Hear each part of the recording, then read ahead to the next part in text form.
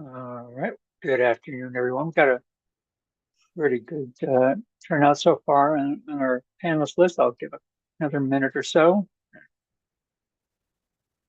Let a few more folks show up and get started.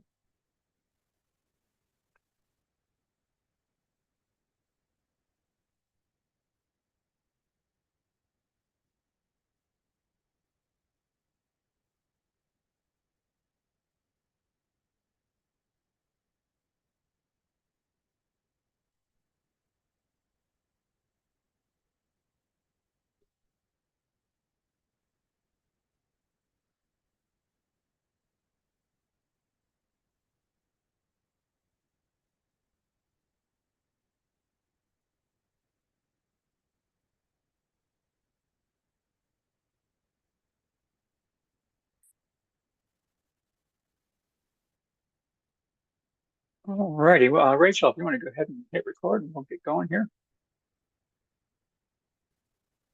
Good afternoon, everyone. My name is Mike Wilson, Senior Transportation Planner of MetroPlan Orlando. Today is our first Vision Zero Task Force meeting of the year. Welcome all. We've got a very full agenda of things to share and discuss.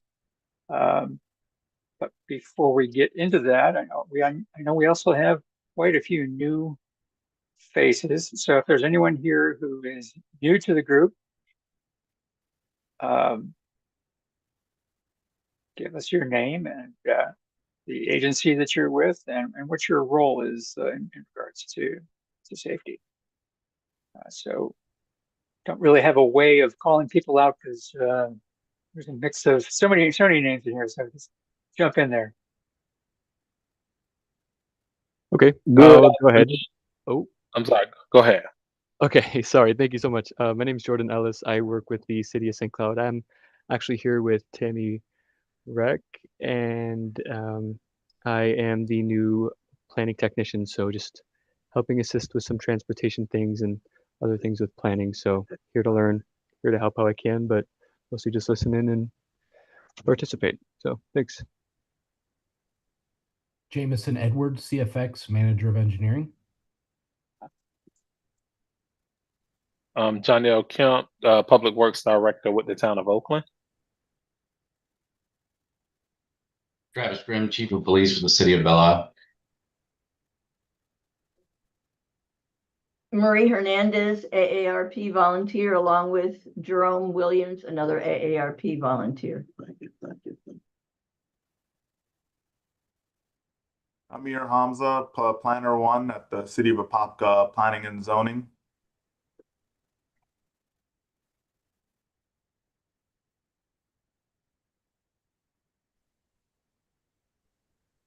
Adam Zabritsky, Orange County Public Schools, Safety Manager for Transportation. Ashley Cornelson, Long Range Planning with the City of Kissimmee. Humberto Castellero, Orange County.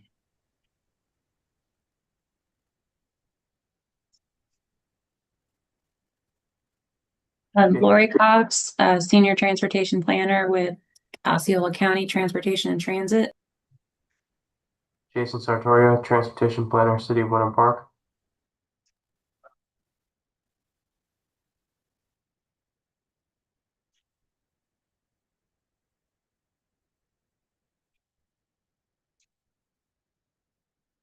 All right, so scanning through the rest of the list here, I see a bunch of other familiar names. So I think we got through everybody. Thank you so much.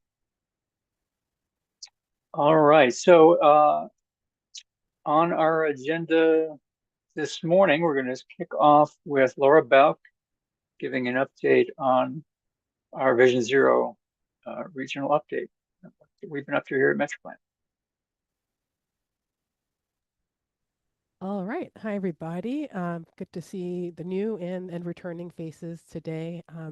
We have a lot to report out on today, so I'll go ahead and get into it. Starting off with just an update on what we've been working on as MetroPlan Orlando staff to advance some of the actions in the regional safety action plan, pardon me. So first with that, I want to report out for those who haven't already heard that we were successfully able to get an executed grant agreement on our second Safe Streets and Roads for All grant. We're super excited to get started on delivering on the various items that we included in the application, which is going to include, just as a reminder, sort of 4 broad categories of work that we'll be doing. The first will be to continue to develop our safety-focused educational materials and outreach campaigns to be deployed across the region. Then the second category will be on our road safety audits, where the largest chunk of that grant funding is going to be used to complete those RSAs on roadways on the various high injury networks in the region. Then for the third category, there are a variety of topics that we were able to sort of scratch the surface on during development of the regional and local safety action plans. And so with this grant funding, we're going to be completing some supplemental data analytics to better understand the risks associated with and potential safety treatments to support our safer travel associated with micromobility usage on some of our higher speed corridors, in areas where we have concentrations of homeless populations and along our high ridership transit corridors. We're also going to be identifying and evaluating some low-cost countermeasures that can be potentially deployed system-wide throughout the region.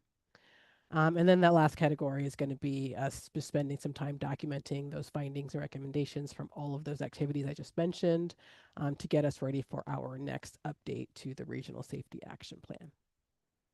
So for the RSAs, we are actually already underway. We are currently in scoping for RSAs on 7 corridors within the region. We have 2 that we're working on Seminole County roadways, and then 1 in each of the municipalities, that's listed on the slide.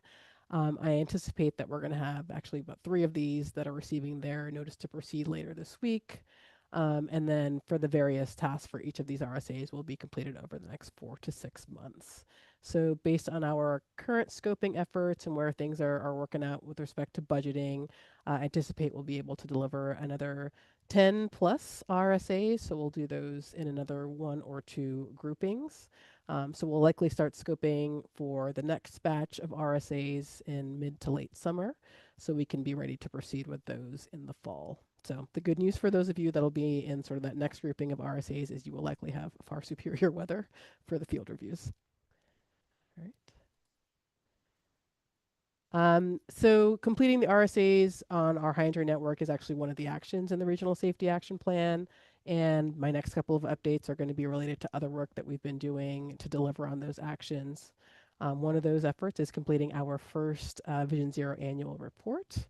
So first, I want to say a thank you to all of you who provided information about your progress on the actions in your local safety action plans and providing information on the projects and safety initiatives that you've been implementing in your jurisdictions over the past year or so. All of that information was really helpful for us to be able to provide a broad overview of the work that the region is doing to get us to those 0 fatal and serious injury crashes that we're pursuing. So the annual report is and is going to continue to be a really valuable tool for us to help us monitor our progress towards achieving our desired safety outcomes by assisting us with tracking our regional changes in the crash trends for the region, tracking our progress towards completing the various actions identified in the regional and local safety action plans, and then tracking those safety projects and initiatives that have been implemented throughout the region. So based on the crash trends and those implemented projects and actions, this first annual report is also identifying some lessons learned about where and how we are successfully reducing risk and negative safety outcomes in the region versus those places or those behaviors where we have more work to do or where we might need to consider trying different tactics.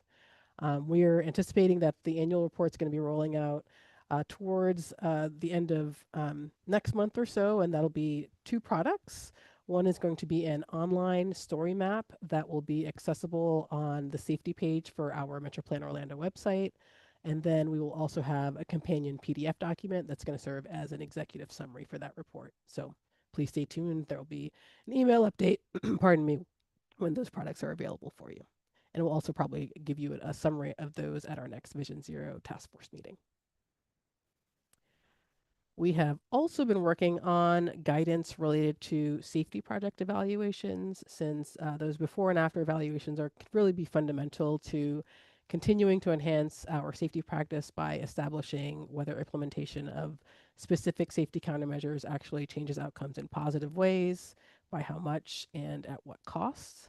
So one of the purposes of doing those before and after studies is to better understand the benefits and trade-offs of implementing specific measures so we can improve our decision making and our prioritization on our future projects. So as a part of this task, we've been working on developing 2 tools to support the completion of before and after studies for safety projects in the region. One is a sample scope of services. That document is currently still going through some internal reviews and will be available soon. The intent of that sample scope is just to serve as a starting point so that ideally safety project evaluations led by the various agencies in the region can follow sort of generally the same process and have similar deliverables. That final scope of work for a specific project will need to, of course, advance beyond the sample to be refined based on the agency, the specific project details, and then data availability. And then the other tool that's coming out of this effort is a companion evaluation toolkit that aligns safety treatments with corresponding metrics that can be assessed as part of the before and after evaluation. The toolkit is currently available on our safety tools page of our website. You can access it through the QR code that's on the screen. And then as a reminder, the slide deck that we're using right now will be shared following the meeting. So if you don't get a chance to get that QR code, no worries. So the evaluation toolkit is actually a Microsoft-based tool, a matrix tool that can be used to help identify matrix for evaluation and appropriate before and after evaluation periods based on specific project types. The tool references information that's found in our engineering countermeasures toolkit that y'all may remember that we developed during the initial development of our safety action plans. Within the Excel tool, there was 1 tab per category from that countermeasures toolkit. And then for each countermeasure, the matrix provides a description of the countermeasure, the typical modal emphasis for that particular measure, whether it's vehicle, pedestrian, or bicycle, and then the potential focus crash types or behaviors that the countermeasure may be used to address. The matrix then also provides a list of potential metrics that could be used for evaluating each countermeasure, separated into the 4 categories that are noted at the bottom of the screen, based on whether the metrics may be related to a project's impacts on exposure, user behavior, trade-offs, and whether the overall project achieved its stated safety goals. On this slide, you can see how the information is available in the matrix for 2 of those countermeasures from the signals category. You can see here how the potential metrics are sort of organized for each of the safety countermeasures and how a project team will have a variety of metrics to choose from dependent on the overall project goals. The toolkit does have a great README that provides some additional guidance on potential data sources, confirming data feasibility for your selected metrics and evaluation period, and on defining your influence areas for your project. As I noted previously, the toolkit's available on our safety tool page now, and we'll include a direct link in the post-meeting email along with the slide deck. And then my last place that I want to wrap up is on us wrapping up our work on the second white paper in our series. This one focuses on how we can best coordinate to make decisions about speed management countermeasures in a way that's going to minimize our negative impacts on emergency response times. Once again, I want to give a thanks to those of you who have participated in that initial roundtable to support this effort. Your input was really valuable in development of the paper. We are currently working with the project team to wrap this effort up, and we'll be convening a second roundtable on April 8th to review the findings and recommendations. And then the white paper will be released in the late April, early May timeframe, and we'll provide a summary of our findings at our next task force meeting. And with that, I'm going to turn things over to Mike so that he can let us know about some other safety initiatives that we're working on with our school districts. All right. Before we move on to that, there was a question from Lenny Barton about one of the slides. There was a 100% decrease in crashes on local roads. Let me go back. That might be a little too much detail to dive into, but if you went back to the, Let's see.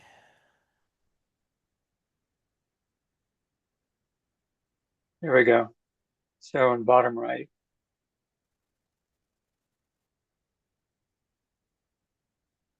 Yes, the findings were for the local only roadways. There was a 100% decrease in our KSI crashes that we found. Let me look at the That actual. would mean there were no serious injury crashes on local roads. So I believe that's what that's saying. Let's move forward. I will dig into that, but yes. Advance us. all right. All right, Lenny, keep an eye out in the chat. All right, thank you, Laura. Yes, our teen e-bike education program, it's probably not surprising to anyone in this group that it's become a big issue. It's a big national issue. The chart here kind of gives you an idea of that. While we don't have really detailed data on this, we've done some sampling of crashes in the past few years. We're actually currently doing detailed analysis. Jamie McMillan, our intern from UCF, is going through all these crash reports and crash typing them and identifying the ones that involve the e-bikes and e-scooters. But what we estimate is that in the most recent year, in 2025, about 30% are either an e-bike or an e-scooter lumped in with regular bicycle crashes. And you can see that's really been driving the increase in bike crashes overall, because it's a more than 50% increase compared to the pre-COVID levels. Now, we don't know specifically about teens, but we just figured this is a good time teen years is a good time to reach people because they're just getting ready to drive. They're getting familiar with what it means to operate a vehicle. And so what we're trying to do is pilot an existing online course rather than try to build something from scratch. It'll be provided free of charge to some targeted middle school and high school students throughout the region. That would be grades 7 through 10, ages 12 to 15. The course is developed by the American Bicycling Education Association. Folks who develop Cycling Savvy. That's about an hour long with 21 video modules with breaks in there for quizzes to test the students on their retention on it. And then in addition to that, we're doing some pre and post course surveys so that we get a better handle on how students and as well as the faculty are responding to the program and how they feel about it as far as the values that it brings and trying to gain more information about the knowledge that they gain through the process. So give you an idea of what the course is. The course goes over some basics as to what constitute a legal e-bike, because there are a lot of illegal devices out there that aren't street legal and can't be operated by kids. Battery safety is kind of a unique thing when it comes to compared to regular bicycles. And then just generally making sure that their e-bike is safe to operate from a mechanical standpoint.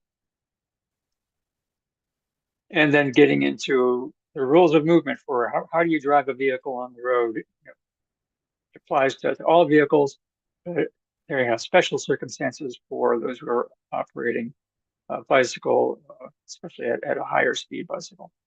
And so understanding how to ride and how to avoid the most common types of crashes, both the crashes that cyclists cause and those that motorists cause. A key thing is understanding that the relationship between speed and stopping distance. So something that might not be intuitive for new drivers, right? So it's important that they understand this, especially when they're on a bicycle that could be going upwards of 20 miles an hour. And so how to scan for those conflicts, understanding the types of crashes that are likely to happen and what they can do strategically to reduce those. and then identifying some special high-risk situations that may not be obvious. And then there's also a group on how kids can ride together. And again, e-bikes adds some complexity and risk to that. So it's really important that they understand how to communicate both within the group and with other road users in order to be safe out there together. So we are currently in coordination with Orange and Osceola counties, hoping to get a connection with Seminole County to get it going there. We are kicking off course distribution back tomorrow. Osceola County is going to be doing a classroom session. This course is really intended for it to be self-paced online, but we're modifying that for Osceola County to do it as a classroom session, but we'll still get the same kind of metrics out of that. And then we hope to have a few hundred students through that, by this spring, and then we'll have a report by the end of June to give everyone an idea of how the different grade levels performed. And then also, key thing is, this is a pilot. How do we make this work on an ongoing basis, particularly how the school boards can implement it in a way that's going to be seamless and effective for them. And that's it for me. Any questions about the Teen e-bike program before I hand off to the next speaker?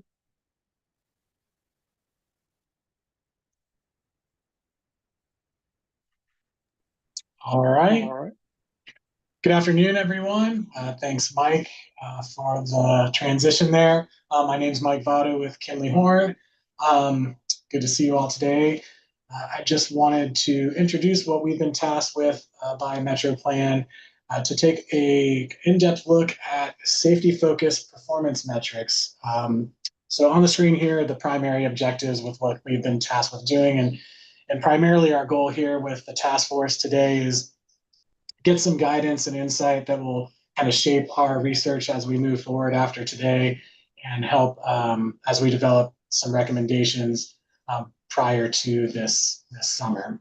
So the primary objectives of our task is to identify any current gaps and recommend supplemental Vision Zero focused safety indicators that are consistent with national best practices. And we'll talk a little bit about looking at some agencies elsewhere in the country. And then focus on indicators that can inform planning prioritization and investment decisions with a focus on the 2055 MTP. I know we just adopted the 2050, but it's never too early to be planning for 2055. So that'll be a focus of our effort as well. And then as we look at those metrics, evaluate them as it relates to how reliable and available is the data, what's the ability to track progress over time, and how easy is that data to communicate to both to agencies and the public as well. And next slide, Rachel.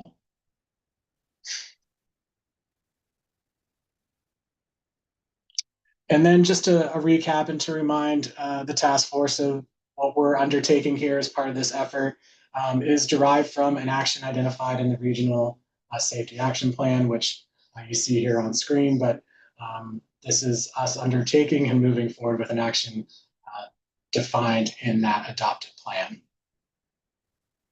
Next slide. And so the key tasks of our scope are outlined here. So we're going to talk a little bit about the literature review that's in progress. That involves looking at existing Metro Plan Orlando documentation and tools, and then diving into what some other MPOs or other agencies across the nation are doing as far as how they're tracking safety performance metrics. That's a main part of our scope, and then we're here with you today to obtain some feedback and guidance and ideas as we move forward with that literature review and develop those recommendations moving forward. So again, just a highlight of what we're being tasked with doing, and I'm looking forward to getting some feedback from you all today. Next slide. Okay, so on screen here is just a sample of some of the documentation that Metro Plan Orlando has developed as part of our literature review. So these are existing plans and tools, and we'll share some examples of these on the following slides. And I believe as part of your agenda packet, you've got a kind of a compiled PDF with excerpts from some of these documents in a format that's easier to review on your other screen or print it out at your leisure though too. But we've kind of got some condensed versions on the following slides here. So again, we're just going to go quickly through some of the existing Metro Plan documents that we're going to be reviewing as part of this exercise. Next slide. So one being the 2050 MTP and the goals and indicators related to safety. So those are shown there on screen. So this will be a starting point. Again, as we're moving forward, we'll be looking at where these can be complemented or supplemented with additional safety indicators that increasingly support the goals of Vision Zero. The MTP prioritization process included criteria related to safety, so the regional safety score, whether segment or intersection was on the high injury network, and those safe speed management corridors, those were all operationalized to provide scoring in the prioritization of projects in the 2050 MTP. And again, we'll be, as part of our research, looking at other metrics that can be used to complement these moving forward. Next slide. We're also looking at the regional Vision Zero action plan and the performance measures that were identified in that plan. And I think those are also included in excerpt. And next slide, Rachel, or maybe it didn't advance on my. Okay, so what you see on screen here is taken from the regional Vision Zero action plan, the performance measures and the associated data sources. Those, we'll be reviewing those as part of our literature review. And similarly, on the next slide, also started to take a look at Metro Plan's compiled a consolidated list of actions from all of the respective municipal and county action plans that were produced over the past few years.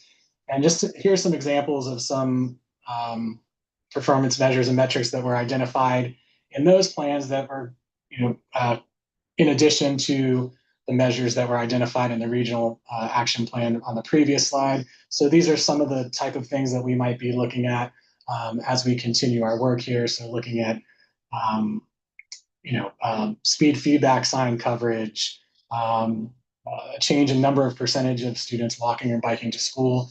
So these are the type of things that we'll be looking at that some of you already identified in your respective action plans.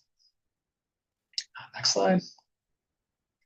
Another document we'll be looking at, Laura spent some time on this during her presentation, but the before-after project evaluation, there are some metrics and data sources identified as part of that process. So that's also going to be part of our literature review as we look through this and the other Metro Plan Orlando documents. So that's just a quick review of some of the Metro Plan items we'll be looking at. And I think we'll go to the next slide and we'll talk a little bit about moving forward and where we'll start to ask you all for some feedback.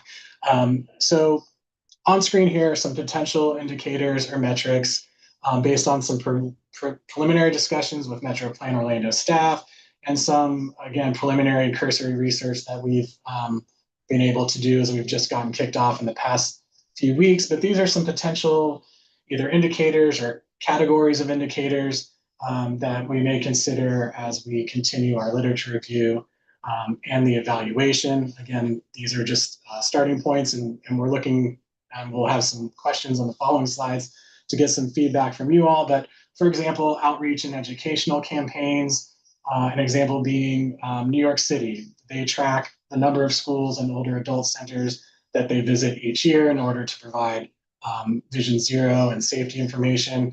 Similarly, they're tracking how many of their bus operators receive Vision Zero training each year. So that's a key metric as part of New York's Vision Zero performance tracking. I know speed management is a big topic now.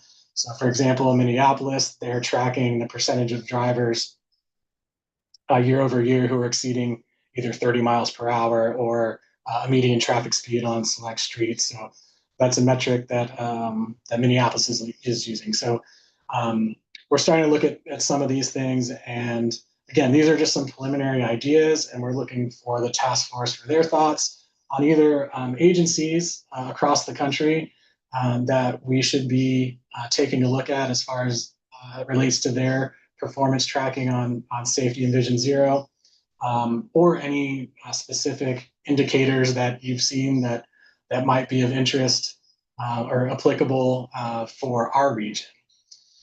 So we're going to have a few poll questions on the following slides that'll give you an opportunity to give some feedback. And then, I mean, we'll also welcome any suggestions in the chat as far as peer agencies or specific indicators, and we'll take those all into account.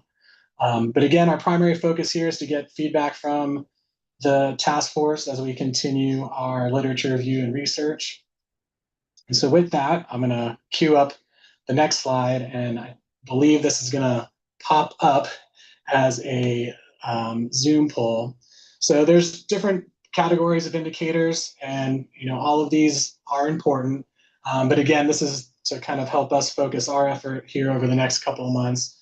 So which type of safety indicators should receive the highest priority as part of our effort in identifying these supplemental indicators? So would those be those that measure system condition and risk? So that's speed, exposure, near misses, conflict points. We've talked, Mike just talked about e-bikes and micromobility, delivery devices. So that would be one category. Another being indicators that track the implementation effectiveness of Vision Zero strategies or completed projects, or indicators focused on behavior and culture. So we shared the example from New York about education, but as well as enforcement or perceptions of safety by those using the transportation network or other. So again, no right or wrong answer, but just wanted to gain some initial feedback from this group on where you feel any emphasis should be placed on the type of indicators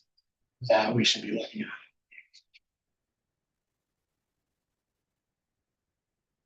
All right.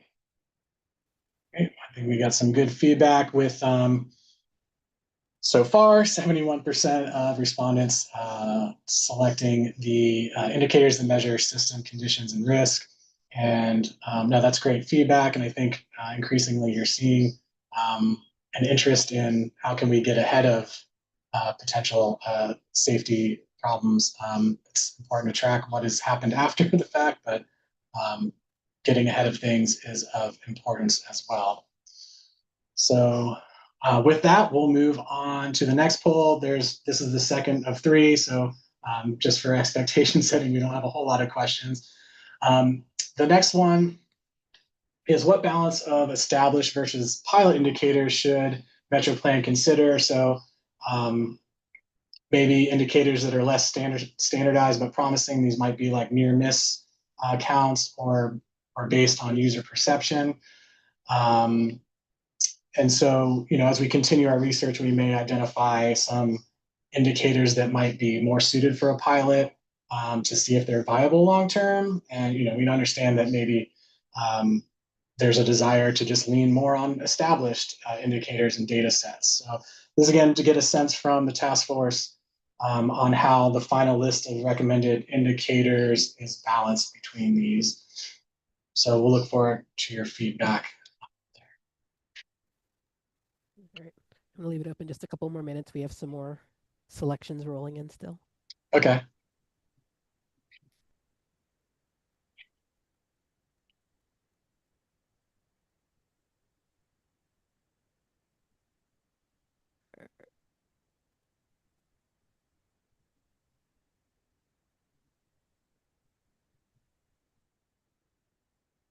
We appreciate everyone providing their feedback today. All right, I think we have slowed to a stop, so end and share. Excuse me. Okay, so good feedback there, about almost 50% kind of selecting that selection C balanced with established, and pilots is a core component. That's great feedback, not unexpected. So, and with about 20% suggesting we actively experiment with any pilot indicators as well. So this is very helpful as we kind of work through those recommendations to find that balance. All right, thank you all. And the last poll question for the task force. So an important aspect of what we're undertaking is identifying metrics and indicators that are both credible and useful to both agencies and the public. So select up to 3. Which qualities matter the most for these safety indicators to be credible and useful, again, to both agencies who may be implementing based on these indicators, as well as for the public to understand on any data dashboard that MetroPlan may be sharing. Are these going to be things that are easily digestible and make sense to all involved? So again, looking for your feedback here on this question.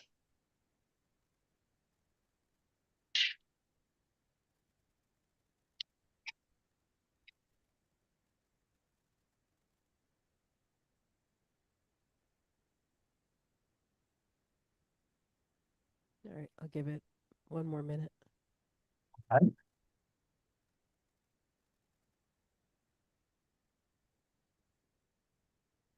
I see we have one raised Oh, yeah. hand. Emily, if you wanted to. Okay. Go ahead, Emily. Thank you, everyone. Good afternoon. Hi. Mike, I'm loving the questions. I'm a little cautious here combining both the external audience and what I would call our internal audience, being our partners, into one method of communication. As Bike Walk, we're developing a communications plan now because we realize that we've had a hard time sharing the complex data from the Best Foot Forward program to the community successfully. We do a really great job of explaining the law, but not so much about how our data informs how we make recommendations and then the stories behind how those communities use those recommendations to make improvements. So what we found in developing our own set of communicating rules is that the way we talk to our partners is much different than the way we communicate to the public. And that needs to have very distinct language used, distinct purposes. And what we found was that they were 2 totally different audiences, that we really created tactics and strategies based on those 2 totally different audiences. So just a food for thought as you're continuing down this kind of thought process of how you're communicating to, like I said, 2 distinct audiences. Absolutely. That's a great comment, Emily. Thank you so much. Yeah, and that makes sense. I think as we continue, these might end up being tiered too, or so. I mean, we're kind of in the initial stages here, but that's definitely that is something that came up, and I think we'll be thinking about that as we go. And I think just the feedback on this question will kind of help guide that as well. But noted for sure, and we'll be working with staff as we go forward, and we'll have that in mind. So thank you. Appreciate it. Real quick, just to follow up, I think my answer, depending on who the audience is, my answer would have been different, which is why I make that comment. Okay. Got it. Okay, well, we'll take that into consideration too as we, and these are just some, thoughts from the task force to get us off the ground. So, but that is noted. So I guess just let me ask you. So so what was your answer if it was the public, and what was your answer if it was agency?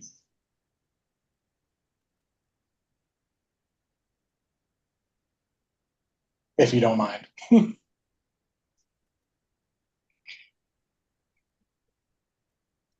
Sorry, I was talking and I didn't realize I was muted.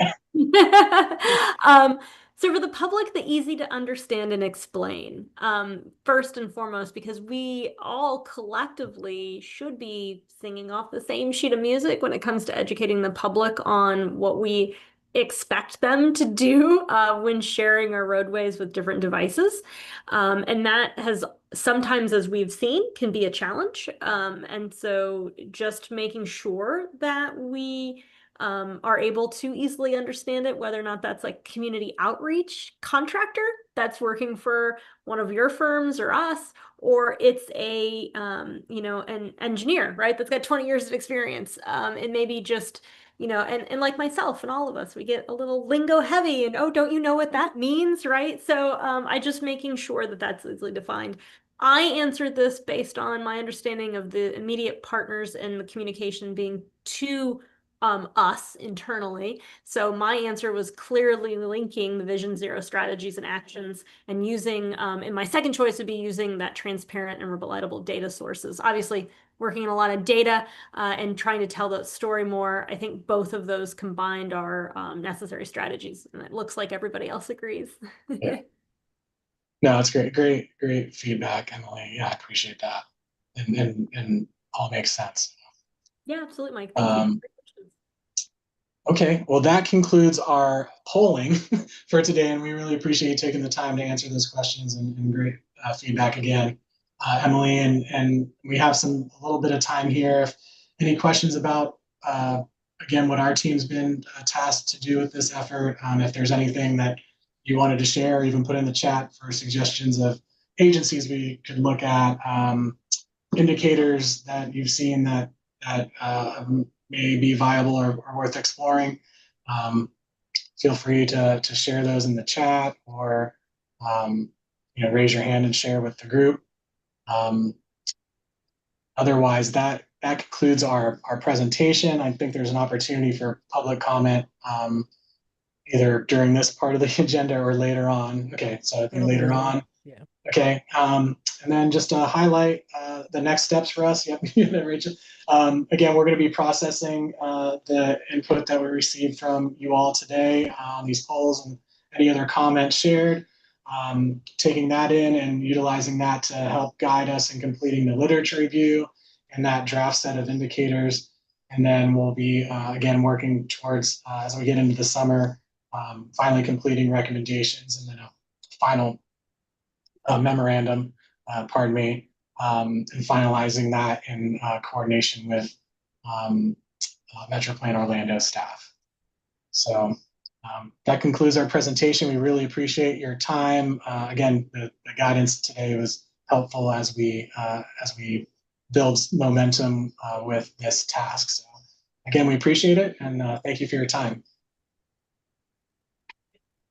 All right, I think I'm up next. Hey everyone, my name is Alex Morgan. I'm with Kittleson and we're helping Metro Plan create safety design and policy guidelines to help support kind of Vision Zero efforts throughout the region. So similar to the task that Mike just talked about, this one also comes out of the regional safety action plans. One of the kind of outcomes of that under the Safe Roads and Safe Speeds category was to incorporate safety into road design standards. So this effort is focused on supporting our partners with adopting policies and design standards that help support safety and speed management, with the goal of hopefully these being implemented around the region to kind of move us all towards Vision Zero.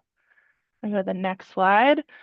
So Metro Plan, we're just getting started on this effort to develop those safety design and policy guidelines. So the goals are to first identify what are the best practices for safety policy and design guidance, both locally and then nationally, and then mainly to consolidate these best practices into an easy to use kind of one-stop shop resource guide to assist our partners in incorporating these safety principles into street design standards, policies, and just the overall kind of project development process. So the hope is that these guidelines are helping y'all in implementing safety countermeasures throughout the region, and also to do it in a way that hopefully begins to provide consistency and safety-focused design practices across jurisdictions throughout the Central Florida region. So if you want to go to the next slide, what will this guidebook actually contain? So it will contain 20 policy and or design elements that will each kind of share these 4 things. So the first is, what is it and when should we be using that design or policy element? So it include a description of the element itself and the key problem that the design or policy element is solving. It will also give information on the context in which it is best utilized. Then it'll share how to implement it. So what are the implementation considerations? What are the constraints and trade-offs that we need to be thinking about?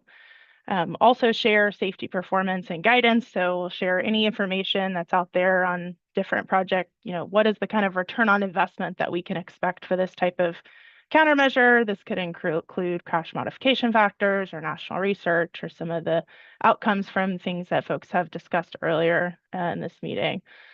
Finally, we'll share plenty of examples and visuals of local and national examples of its implementation with images, renderings of the design or policy element. So what this could look like, if you want to go to the next slide, this shows an example of what this might look like. So if one of the design elements that we were to choose to create more guidance on was a separated bicycle lane, we'd first outline, what is it? It separates bicycle traffic from vehicle traffic with both physical and virtual separation. We'd show, what are the things that you need to consider as you're thinking about building a separated bike lane? What is its context class? We want to put the right bicycle lane in the right context for the right users. What is the target speed of the roadway? What does that mean? What is the speed that we want vehicles to travel? And is that compatible with this level of facility? What is the level of traffic stress that bicyclists are experiencing on the roadway today? And is this the right facility based on the surrounding context? What is the available right of way? How much space this takes? So kind of thinking about all those different factors that kind of go into what it would look like to design this. And then we'll share, how to implement it. So what are the various, design manual guidance that's out there, like the FDM, Florida Green Book, NACDO, local design guidelines. And hopefully this guidebook becomes, a kind of one-stop shop for design guidelines. So you don't have to flip through 20 different documents and find out which one's the latest, which one's been adopted, which one hasn't, to figure out how to build a bike lane. But this is a really easy to use kind of resource for y'all as we're implementing these countermeasures throughout the region. We'll share, like I said earlier, any expected return on investment from the safety benefits, any known before after stats. And finally, we'll share, examples of where this has been built locally and nationally, and any design renderings that might better outline what it could look like. So like I said earlier, we're starting by developing guidelines for up to 20 design and policy elements. So, there's a lot of different things that we could choose from. So I want to switch to a quick poll to understand from y'all what would be most helpful in this guide. Like I said, the goal of this is really to be a resource for y'all as practitioners to use in implementing countermeasures to improve safety in the region. So I want to make sure that it's useful to you. So the first question is, and hopefully it'll pop up, is just first, what is most helpful for you and your agency in a resource that highlights design and policy guidelines? So is it having standard details, typical sections, those drawings? Is it having model policy language that can kind of hopefully be a little bit plug and play into the policies that you have? Is it, guidance for selecting the right countermeasure to go into the right place? Is it cost ranges and how much is this going to cost me to do it? What's the level of effort for this kind of countermeasure? Is it, case studies, local regional examples? Is it safety-centered checklists that kind of, as we're going through the project development process, what kinds of things should we be looking for? Is it implementation readiness tools? So kind of a framework for how ready or not, a certain area is to have this implemented, or is there anything else that we're missing? And if there is, please put it in the chat. So I'll give you all a second to just kind of think through this. And then, asking for you to select up to 3, that would be most helpful. In a perfect world, we could do it all, but. All right, thanks everybody. I see the responses rolling in. I'll give it another minute.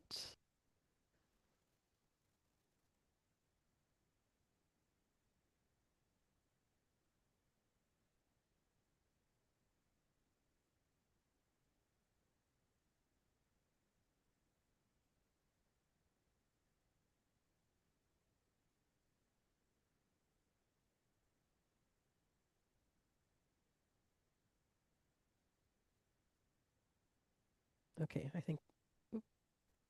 Okay, now I think we're at our high water mark, so I will. Okay. Drum roll, please. Exactly. There we go.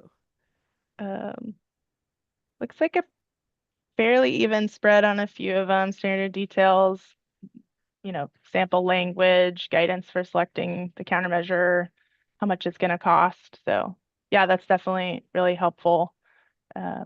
Be sure to include, prioritize including those examples that are most helpful. And Emily cheated and selected 4, but we'll allow her to do it.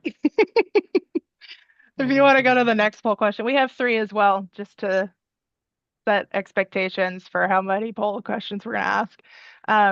So the next 2 questions, the first one is, on the policy element side, are there specific policy elements that would be most helpful to have those guidelines for? So like I said earlier, we're going to select up to 20 different design and policy ones.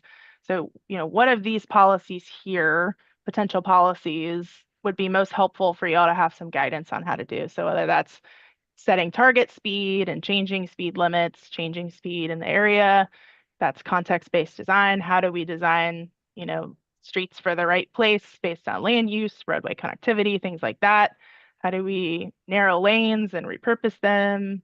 How do we think about parking requirements, land use densities, providing a mix of uses, things like affordable housing, how connected the network is together, our merging modes, micromobility and e-bikes that I know Mike kind of started the, task force meeting talking about, providing automated enforcement, access management, public engagement, lots of policies, lots that I didn't list here either. So if there's anything we missed that you feel like makes sense for you and your agency, feel free to put them in the chat. And Emily, you do have to select 4, but I know it's tough. I'm really making y'all make a lot of hard choices today.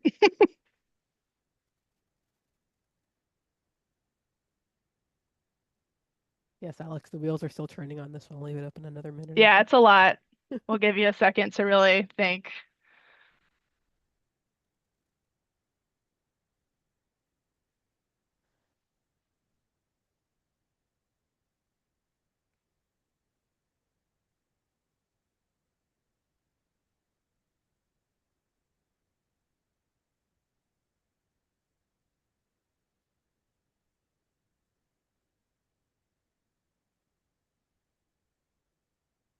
All right, be 10 more seconds.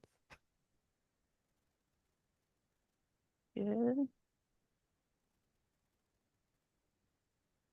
Okay, we seem to have stopped, so I will end All and right. share. All right. Looks like top ones are target speed setting, micromobility and e-bikes, context-based design, land narrowing and repurposing, access management. Yeah, that's super helpful. Definitely keep that in mind as we're choosing our final 20. Our last question is same type of question, but just on the design element side. What are the types of design elements that would be most helpful for you and your organization to help advance safety goals?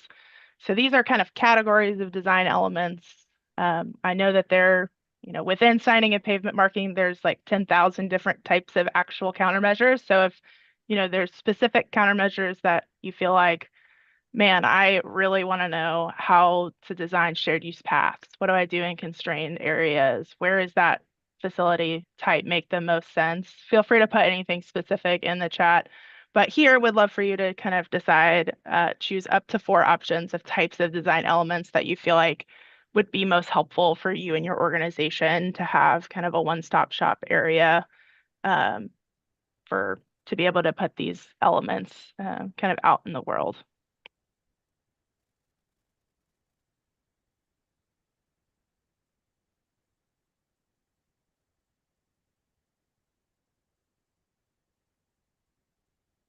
All right, we have our responses rolling in a decent clip. About half of our respondents still need to respond, so give it another minute or 2. These are hard questions, I know, so really putting y'all to work towards the end of the meeting.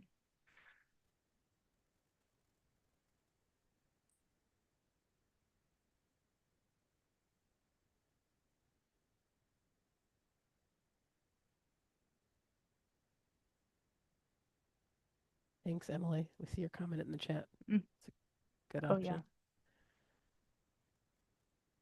Mm-hmm.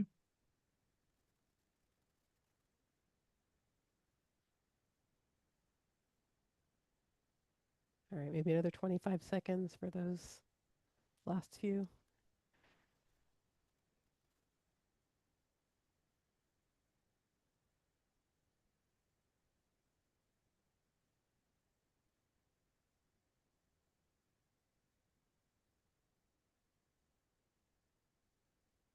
Okay, we seem to have come to a stop, so All right. share. Drum roll, please. Yeah, signing in pavement markings, enhanced visibility, bike facilities, speed management tools, roadside safety, intersections. Yeah, this is great. I really appreciate y'all taking the time to just share this at a high level. And as we keep going, feel free to continue to put anything else in the chat. So if we want to go to the next slide. So as I'm, we went through those. We've also developed a survey. I know that was a lot for y'all to think about. I'll put the link to it in the chat. But we'd really love your feedback to help us kind of continue to choose what are the most helpful design and policy elements to start with for these guidelines. Like I said, we're going to start with 20 of them. So the survey gives an opportunity to share specific elements, whether that's shared use path, LPI, setting target speeds, things like that. But again, I'll be monitoring the chat if there's other things that you want to share that would be helpful. But asking for your response by April 7th, that's 2 weeks from now on this survey. Your feedback is critical. Like I said at the beginning, the goal of this guidebook is to have this be a resource that y'all can use to help you implement design and policy elements throughout the region. So I really want it to be a useful tool for y'all. Our next steps will be to then take this feedback from the survey and choose the elements and then create those draft guidelines. And then we'll share those with y'all in the fall and get your feedback throughout it and hopefully kind of finalizing these guidelines by the end of the year. So I don't know if I have time to take questions, but happy to do that.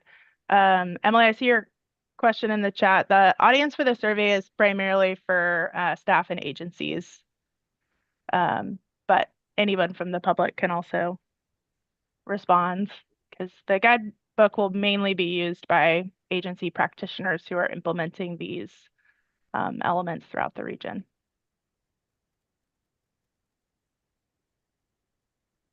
Okay, thank you, Alex. I will be providing a quick update on the Safety Strategic Action Plan for FDOT District 5. FDOT District 5 Strategic Plan outlines 21 action steps. These action steps are organized by 3 core themes, including increased collaboration, think beyond infrastructure, and continued focus on safety. These actions are being advanced by volunteer members that have been organizing focus groups, working on different aspects to advance these actions. Okay. The first theme focuses on increasing collaboration. One of the key efforts is coordinating with the community traffic safety teams to identify priorities and collaboration opportunities for safety efforts along high-injury network corridors. These include enforcement, education, and outreach strategies. Another important action step is related to youth education and early intervention. So these focus groups are working with elementary and middle schools to expand safety training opportunities, as well as compiling and sharing resources for teen driver education. These will make easier for partners across the region to access and implement effective programs for teen and youth education. The Think Beyond Infrastructure focus group has been working on completing a survey of regional partners to identify emerging speed data collection tools and assess how these tools can be used to advance safety improvements. Also assessing speed camera technologies across the region, across the nation and the region to explore successes, challenges, and lessons learned. And also exploring existing good driver behavior insurance program to understand opportunities to create partnerships with the insurance industry to encourage safe driver behaviors. The continued focus on safety focus group have completed a Getting to Zero checklist for District 5. And this is available for not only FDOT, but all the communities across Central Florida to assist with project scoping with an increased focus on safety. So this checklist provides an opportunity for incorporating safety elements as part of the scoping process of the projects.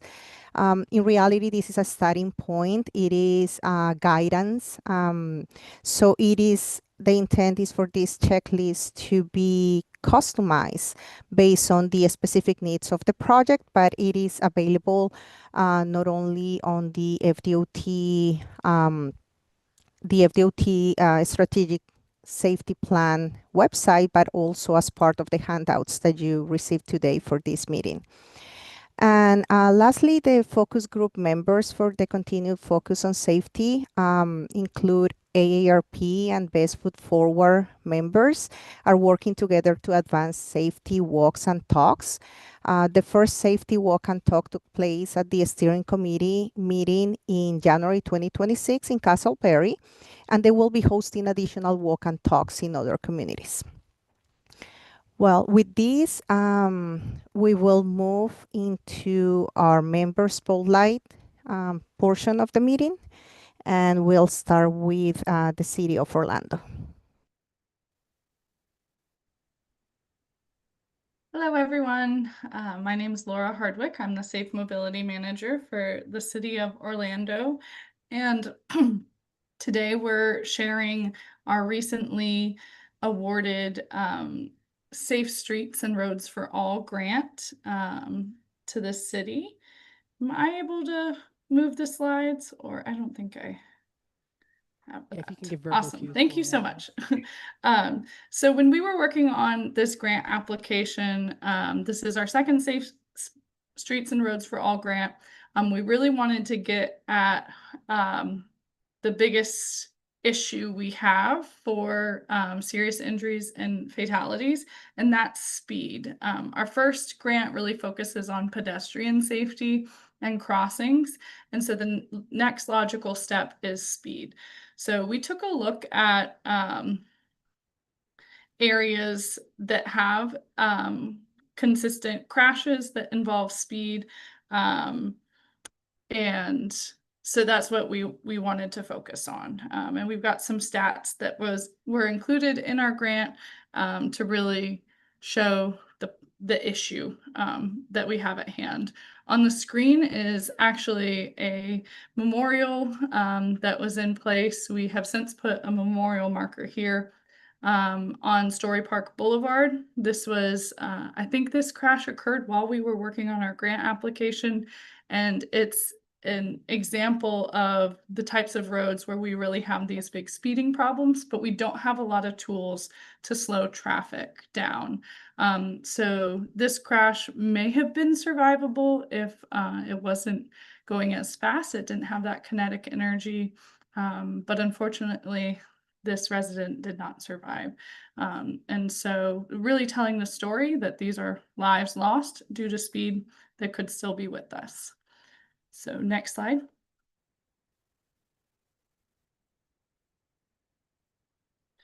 So speed is a complicated issue. So this is a complicated grant. This is sort of the best visual I have been able to come up with of all the moving parts with this project that we're hoping to do. This is really informed by an incredible guide by the Global Designing Cities Initiative. They have a guide they put out last year called Designing for Safe Speeds. They are an international organization, so a lot of it is in kilometers. So it takes some adjusting to read the guide, but it really conceptualizes that we have a couple ways to tackle speed management. So first, we need to have a sense of activity in place through a local road context classification. So looking across the city, we have our arterials and collectors, but we really want to dive into that for our local roads. And then you have sort of two ways to plan for speed management. Our family safe speed zones is a take on safe routes to school, but it's also inclusive of our areas that have a lot of senior housing or community centers or parks. And then we also know that we have roads that have purposes for larger vehicles. So our emergency response network, a large vehicle network, which includes things like transit buses or freight. So we want to establish these as part of our planning activities.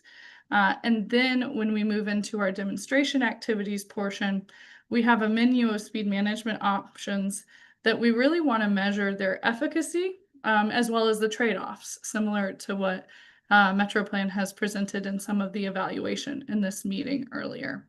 So on those large road networks or large vehicle networks, we're thinking things more like advanced vehicle technology as well as traffic signal timing might be helpful. But in areas like our family safe speed zones, we might be able to do more horizontal deflection and signing the speed limit in areas where you're just dropping from 30 to 25. It might be appropriate just to do a study and swap out the signs.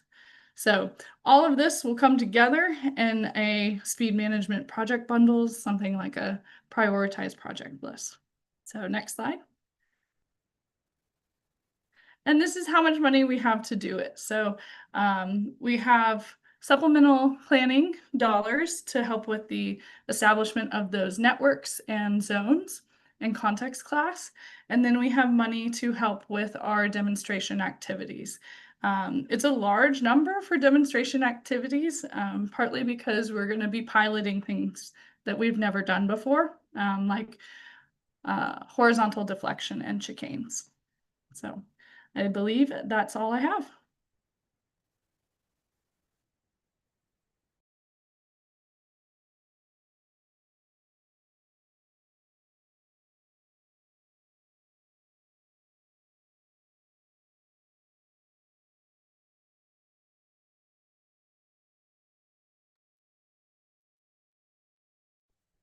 Okay, up next, I think we have Kina, and then provide an overview for the Castleberry grant. Okay, sorry, I was on mute. Okay, my name is Kina Henry. I'm with the City of Castleberry. I'm a Special Projects Manager. I will not be able to fill Kelly's shoes, but here we go. I'm calling this a pathway forward. So first I want to begin with the pathway to success. So we set our directors have been setting us up, the City of Castleberry, up for quite some time. We started out with a multimodal transportation master plan that was adopted in 2017, which from that was 64 projects that were planned with transportation in mind. From that became our Healthy Community Complete Street and Policy Design Guideline, which provided guidelines on how, like, let's say 25 miles per hour, prioritized 25 miles per hour speed limits, had elements in there about walking audits and studies prioritizing those and getting all that factual data in and let that be a guide on how to move forward. Also from that was a commitment from our elected officials to become the most rollable, walkable, bikeable city within Central Florida by the year 2040. Okay, next slide. Okay, on a journey to safe streets and roads for all, what you will see in the next slides is pretty much a high-level overview because we have been a recipient and a part of several different grant approaches. So the first one was in partnership with MetroPlan Orlando, like many of you. From that, we adopted our Castleberry Vision Zero Action Plan in 2024. We also established a local Vision Zero working group, and then assigned, of course, a city representative to represent the city on the Vision Zero task force. The Castleberry, what I'm calling the VZAP, which is the Vision Zero Action Plan, was the basis for our application for the SS4A Planning and Demonstration Grant. And as you can see in that heat map, the majority of the city's high injury network is basically 1792 and State Road 436. Next slide, please. Okay, so while we were in the process of adopting the Castleberry Vision Zero Action Plan, we went ahead and applied for the Planning and Demonstration Grant. We were awarded the grant in an amount of $1.5 million, which $1.2 million is coming from federal dollars, and local match is $300K. So it's divided into 3 phases. It's the base phase, which includes the preliminary design, also some updates to those plans that we already have in place, that policy and design guidelines, updates to that. Developing a mobility action plan that's going to replace that outdated multimodal transportation master plan. Also updating and evaluating the ADA transition plan that we have in place, and also doing some preliminary design for the quick bills, which was identified in the Castleberry Vision Zero Action Plan. And as also some evaluating some crossing opportunities on State Road 436. The option phase 1 is basically the final design, which the city is going to be funding that part of that element. And then the construction and post design, which is also that pre and post data evaluation of how effective or the effects of those quick builds on the project. And also from that, we will have to update the Castleberry Vision Zero Action Plan. And right now, currently, this project is out to bid. We're looking for a consultant, one single consultant, to help us with that. Next one, please. Okay, we're also a part of the SS4A planning grant that the MetroPlan Orlando has, which for the city, it's $150,000 with $120,000 coming from federal funding, and local funding is $30,000. It will consist of some roadway safety audits, which we put together some, the local working group that we have at Castleberry consists of a representative from the police department, public works, our risk officer, and also community development. And then we're trying to do some outside agencies, which will consist of FDOT and some other agencies. There are opportunities there to make sure we get a lot of input and feedback on the roadway safety audits. That's going to be on State Road 436 from Wilshire Drive down to the southern county line. And from that, the deliverables, is something that we could use to support our implementation grant that we were just awarded. We can go to the next one, please. Okay, and that brings me to the last one, the supplemental, the implementation grant, which we were just awarded. It's over $21 million with a local match of $4.3 million. It's from 1792 down to the southern county line, and also includes a little portion of Winter Park Drive. That's that area between Redbug, Lake Road, and State Road 436. And some of the elements are signalized pedestrian crossings, shared use path, lighting improvements, public information campaign, and then some operational improvements as well, like LPIs and things of that nature. And that's pretty much it in a nutshell. It's a high-level overview of what we have. To go down into detail of each one of those would take more than my 5 minutes that I've been allowed. So thank you. All right, thank you, Kenna. And next up, we have Lenny Barden. So Lenny, if you want to tell us what's up with Altamont.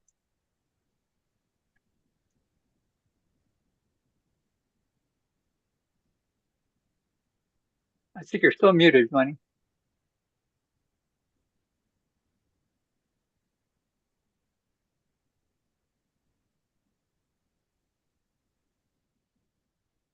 Can't hear you.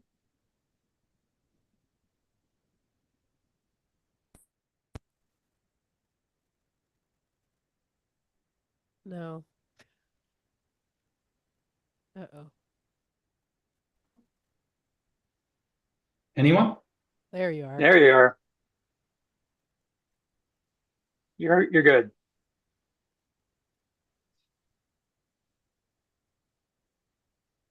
You were for a second. Now we lost you again.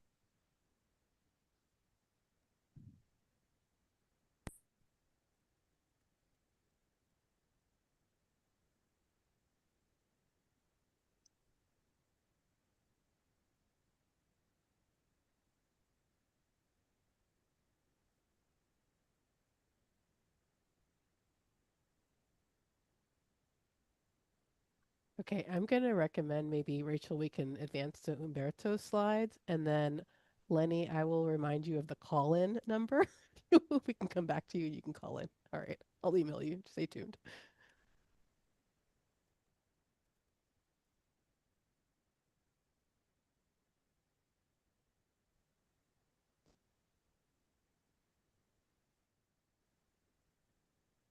Okay, Humberto, whenever you're ready.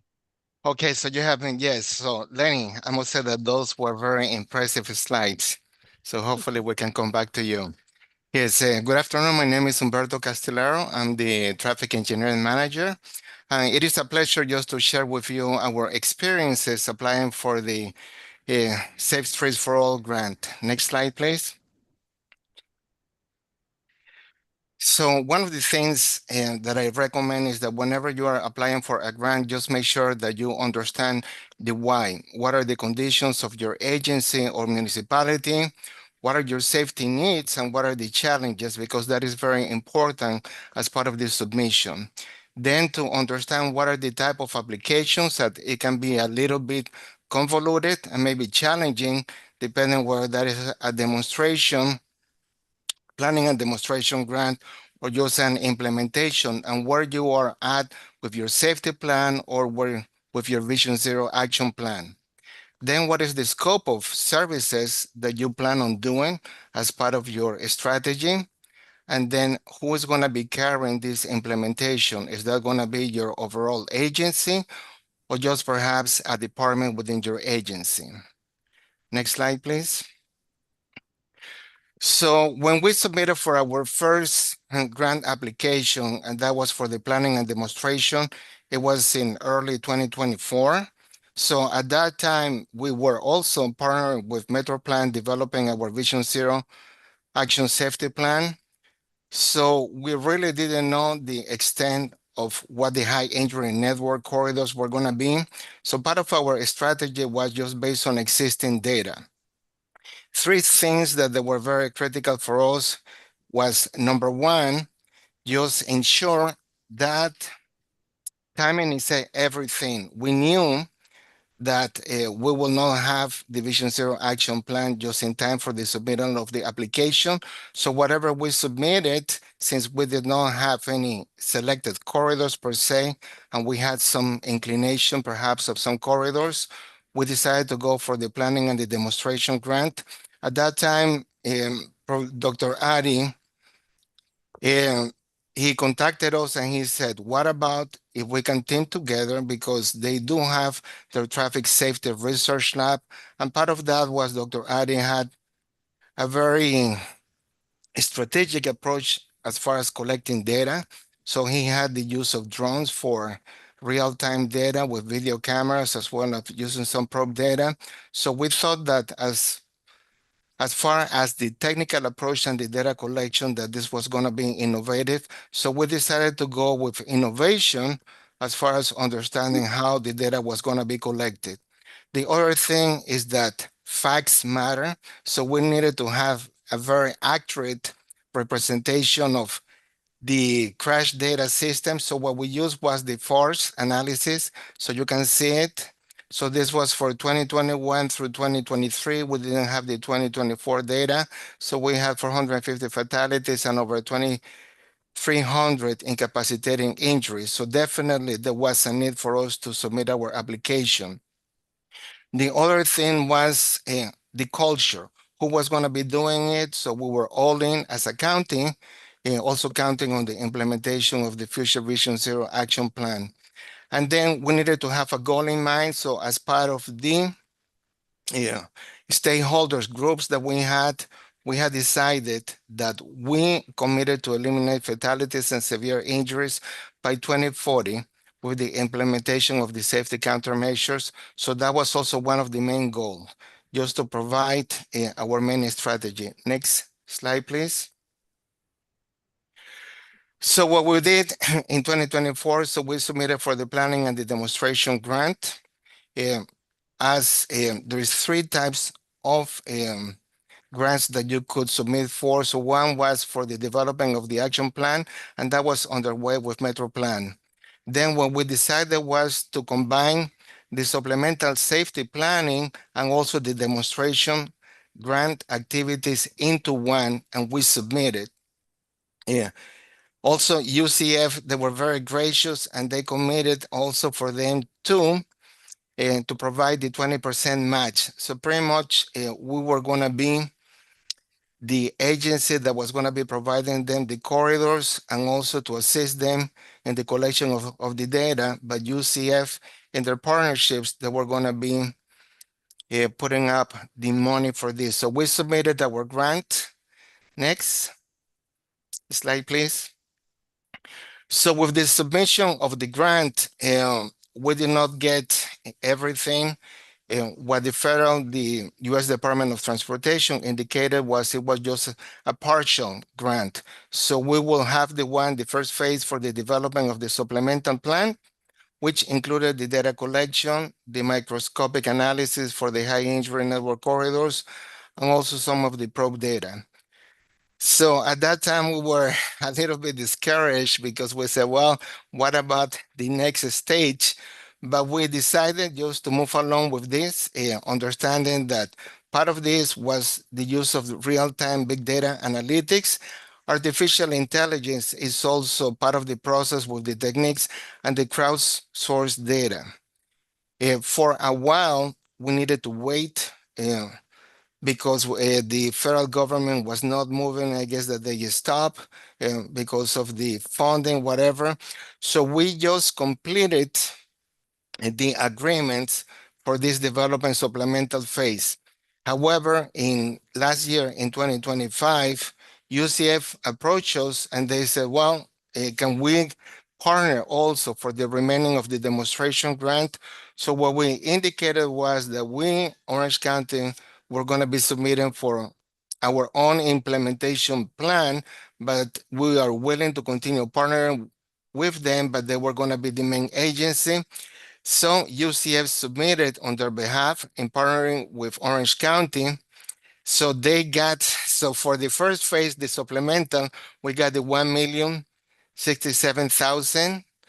If we can move to the next slide, please.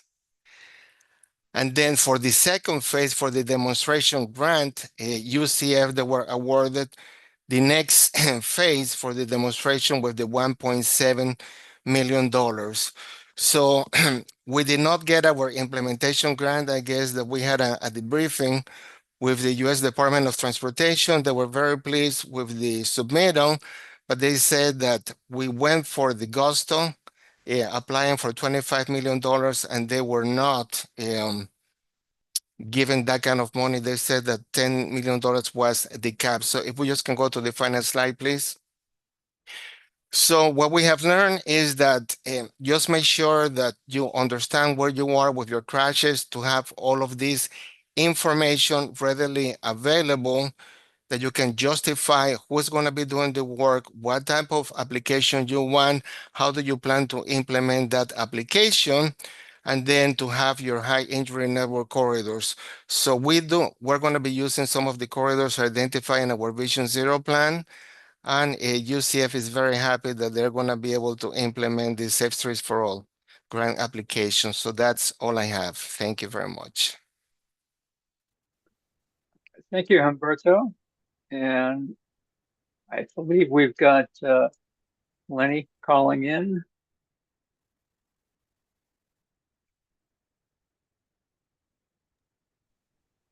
Okay, Lenny, I just gave you access to talk. I think you have to accept it on your phone.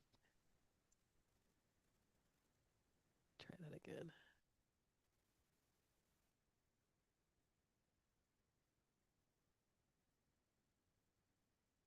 Hey, we did it. Yay. Can people hear me?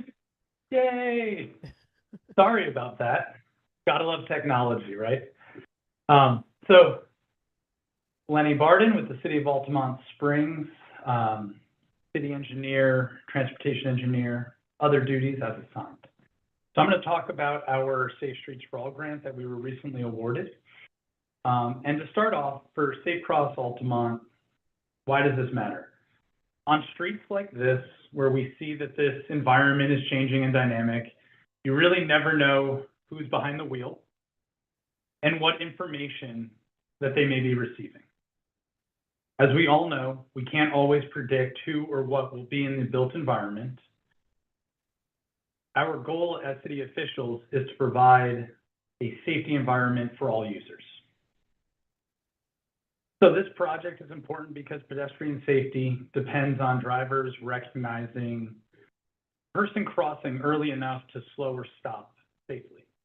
In Altamont Springs, many unsignalized crossings serve people walking to transit, schools, shops, or other activity centers. But some of these crossings are located in older corridors, similar to many of the other cities in this area, where sight distance and roadway design can make yielding more difficult, similar to the road we see up ahead. Factors such as curvature, landscaping, parked vehicles, lighting condition, legacy roadway design can all reduce the time a driver has to see and respond. Traditional warning devices are static and passive, which means they do not draw the added attention at the moment someone is crossing. And like everybody sees today, the person crossing the crosswalk is probably on their phone, and the driver in that car is probably on their phone. So these demonstrations allow the city to test more visible, dynamic treatment intended to improve driver awareness and response when pedestrians are present. The goal is to close a specific safety gap and help reduce the likelihood of death and serious injuries for our users. So we were awarded the Safe Streets and Roads for All funding for Safe Cross Altamont with the purpose to test next generation pedestrian safety treatments at unsignalized crossings, where visibility is limited. The system uses passive detection sensors integrated with internally illuminated RPMs embedded into the crosswalk or roadway. And when pedestrians or bicyclists approach or enter that crossing, the system activates the dynamic warning lights to alert drivers. And this gives us a practical and scalable way to improve safety while supporting all of our Vision Zero goals. The grant funds will support this demonstration deployed at 6 high-priority crossings shown on the map. All of these crossings and locations were listed on our high injury network. The locations are distributed across different community corridors and activity areas and centers.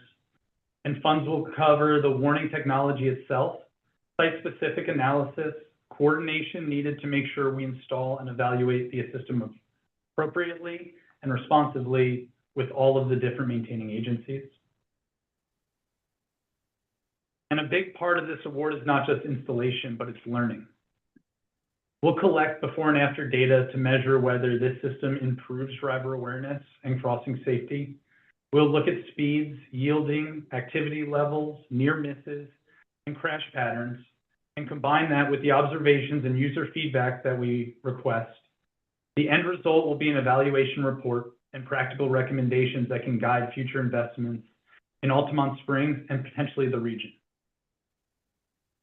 So what makes this project so compelling is that it's designed to be practical and replicable. It uses off-grid power, can be installed with limited disruption, and focuses on a well-defined safety problem.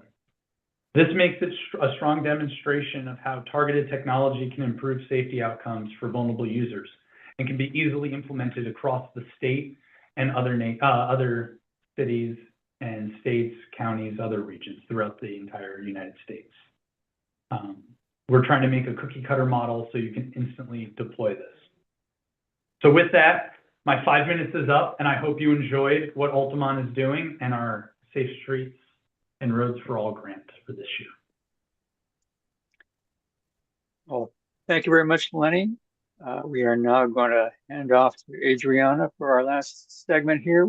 About five to 7 minutes left to go. Okay, thank you, Mike. Real quick, I just wanted to present to you an high overview of the FHWA Systemic Safety Project Selection Tool, which is a tool developed by FHWA to help agencies identify, prioritize, and select safety projects using a systemic approach. So this is not just based on crash history at hotspots. It is a systemic, proactive approach to safety. Real quick, this selection tool has 3 elements. Element number 1 touches on the systemic safety planning process, identifying priority crash types and associated risk factors, also evaluating low-cost safety countermeasures, and then prioritize those candidate locations for systemic safety improvements. Then the element number 2, it is a framework for balancing systemic and traditional safety investments. And element number 3, it is an approach to evaluate a systemic safety program. So this is a high-level direction on the effectiveness of the systemic safety program. Now, with this, the reason why we wanted to present this tool that's available for everyone, it's because there is an opportunity to request a hands-on training where an expert from FHWA will be available. It is about 4-hour instructor-led training, and this will be on the benefits of the systemic approach to safety. So the benefits include reduce in overall and severe crashes of certain types more effectively than applying safety improvements at a small number of spot locations. Also, the countermeasures that are typically used for this approach are low-cost improvements.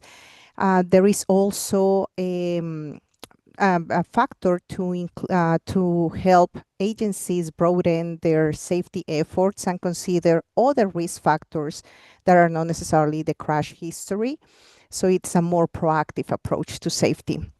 And we want to understand if there is an interest on this group to participate in that training. So we determine if we want to request this opportunity. If you can please answer the poll.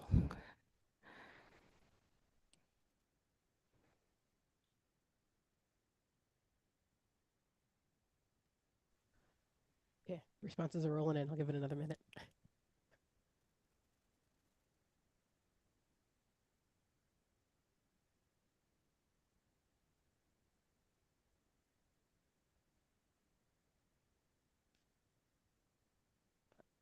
All right, I'll give it 5 more seconds.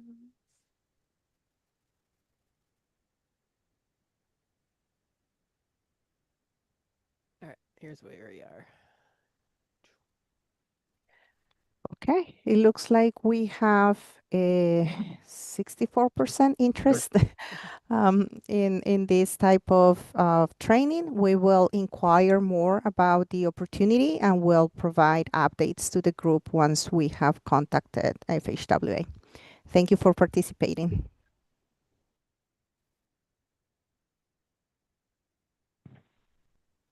All right, and so wrapping things up this afternoon.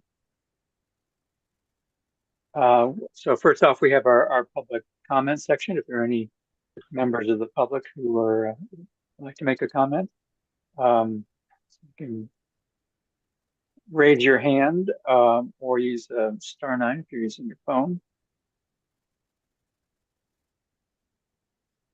I do not see any hands, Mike. I am not seeing any either. Okay. Moving on to a few more odds and ends here to wrap up. Just opening the floor for any additional comments from some members. Anything you want to announce or respond to that you saw today?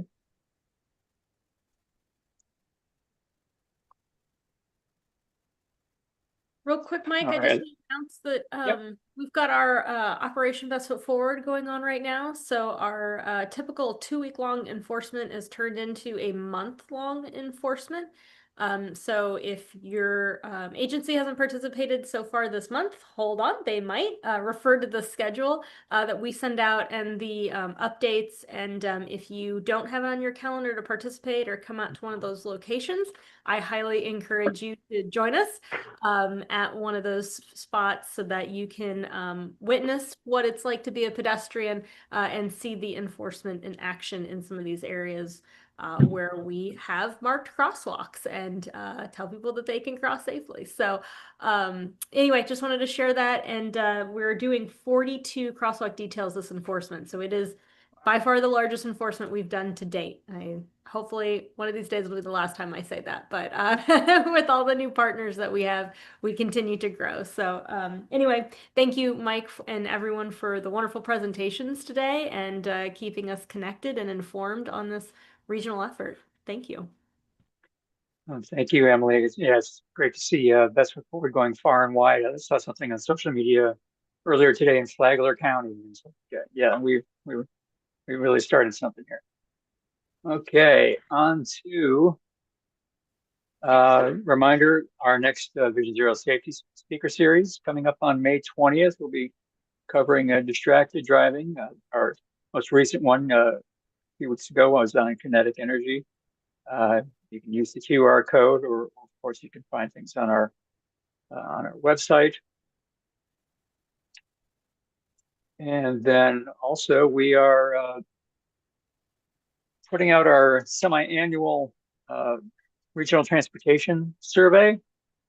So once again, you can get the QR code. I think maybe we can get the link in the chat there too. Yeah, so please take it yourself, share it with your respective communities so we can get good feedback from the public on how we can improve transportation throughout the region, make it work for them. And reminder about our next meeting, that will be July 14th. It will also be virtual, same time, same virtual location. So we'll be giving you a report summary on our annual summary on the annual report, wrapping up the emergency response white paper and talking about the before and after methodology that we're developing. And that wraps it up. Thanks for hanging on a few extra minutes. And have a great week. Thank you all. Thanks, everyone. We'll see you next time.